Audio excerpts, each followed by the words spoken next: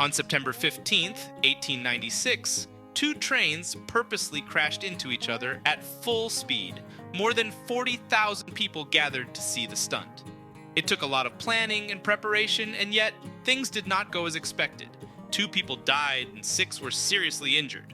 What was wrong with the safety standards of the event? Who was to blame for the tragedy? Why was he hired back to the company? And finally, where did all the wooden parts of post-collision trains go? All right, let's rewind a bit and set the scene. We're talking late 1800s here, so no YouTube, no midnight black charcoal vegan white chocolate mocha with almond milk, and certainly no TikTok. Now, just like we love social media today, folks back then were obsessed with public spectacles. The more jaw-dropping, the better. Magicians pulling off the impossible, good. Tightrope walkers between tall buildings, great. Smashing 2 trains together just for the thrill of it, magnificent. That's an awesome time killer for the night. Trains were the tech wonders of that era. They weren't just about commuting, they were a symbol of how far humanity had come, connecting distant cities and making the world feel a lot smaller. All right, let's talk about the main character of the story. Enter William George Crush. This guy wasn't just any random thrill seeker. He was a big shot at the Missouri-Kansas-Texas Railroad called Katy from its MKT initials. Mr. Crush was a general passenger agent there and had a flair for the dramatic. He saw an opportunity. People were fascinated by trains and loved a good spectacle. Put the two together and you've got a recipe for one of the most talked about events of the era. It was bold, it was daring, and it promised to be a show like no other. Almost as spectacular as that talent show in grade 4 where I forgot the song I was about to sing.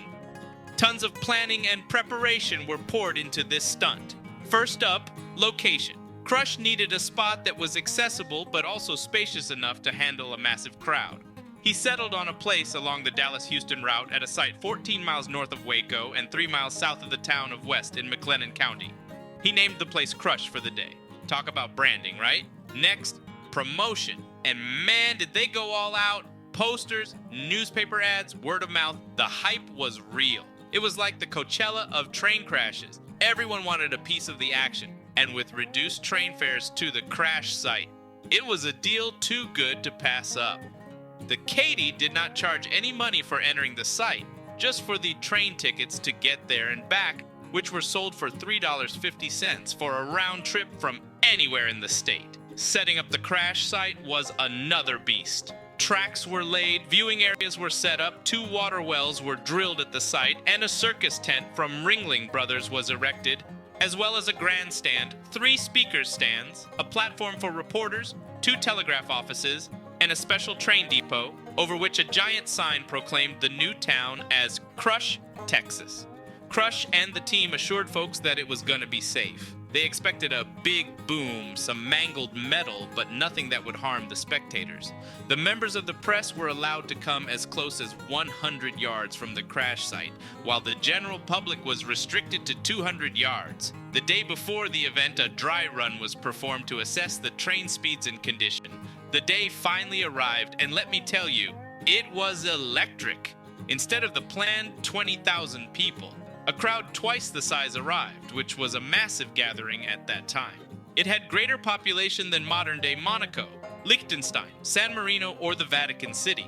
Families with picnic baskets, vendors selling snacks, kids running around with toy trains, trains running around with toy kids, and everyone craning their necks to get the best view. The air was thick with excitement, and the distant chug of the trains added to the suspense. It took more than an hour to push the crowd back to a supposedly safe distance of 200 yards. As the sun blazed overhead, the 2 locomotives with serial numbers 999 and 1001, pulling 6 boxcars each, were positioned on the tracks, facing each other like gladiators in an arena. A hush fell over the crowd as the countdown began. Everyone's heart raced in anticipation. Boom! The trains charged at each other, metal grinding against metal until they collided in a monstrous clash. At the time of impact, both trains were rushing at 45 miles per hour, but what was supposed to be a controlled crash turned into chaos. Instead of just crumpling upon impact, both engine boilers exploded. Just the day before that, Crush was assured that boilers never explode. Therefore, all the calculations for the power of explosion were incorrect. It's like carefully opening a soda bottle just to discover that it was shaken and filled with Mentos. Not exactly the kind of pop you were expecting. It was like a scene from an action movie, but way too real. Fiery debris of iron and steel, varying in size from a postage stamp to half of a driving wheel, was shot into the air, raining down on the shocked spectators. The situation evolved rapidly.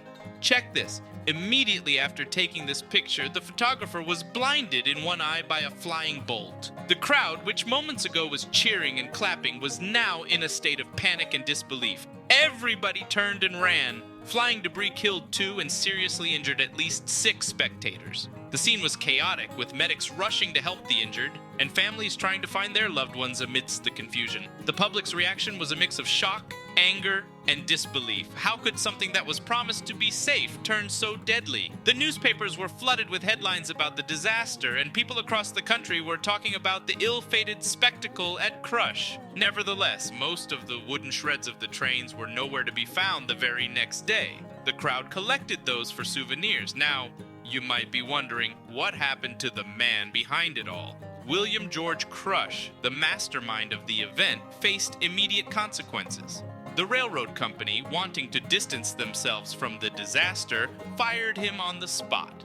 However, in a twist, it rehired him the very next day, realizing that the negative publicity was not as big as the attention it received, including international recognition.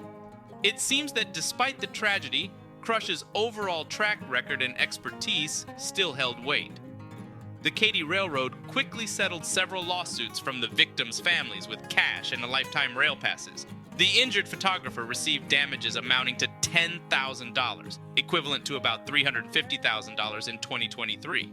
Despite the disaster, many railroads continued to stage locomotive collisions in the following years. The crash at Crush became a cautionary tale, a stark reminder of the fine line between entertainment and safety and the unpredictable nature of such daring stunts. Ragtime composer Scott Joplin, who was performing in the region at the time, composed a piano piece he called the Great Crush Collision March to commemorate the crash. The piece was notable because it included instructions in the score for how to replicate the sounds of the train's collision through playing techniques, specific notes, and the use of dynamics. The event became a symbol of the audacious spirit of the era, but also a stark reminder of the unpredictability of such spectacles. In 1976, the Texas Historical Commission erected a historical marker, number 5,315, in the town of West in McLennan County, Texas. I know, the second time I used the word erected in a single video. Why is it always causing a chuckle? Anyway, if you feel like driving 70 miles south of Dallas or 110 miles north of Austin, make sure to visit this historic place and touch a piece of the legend. But here's where we need to pause and reflect. In our relentless pursuit of entertainment, at what point do we draw the line? Are we prioritizing entertainment over safety? It's a lesson that even after more than a century remains relevant. So the next time you're tempted by a daring stunt or a sensational video, remember the story of Crush, Texas. Remember the price of unchecked ambition and the value of human life. You are responsible for your life and the lives of your loved ones. Don't take it lightly. And that, dear viewers, is the true legacy of Crush, Texas.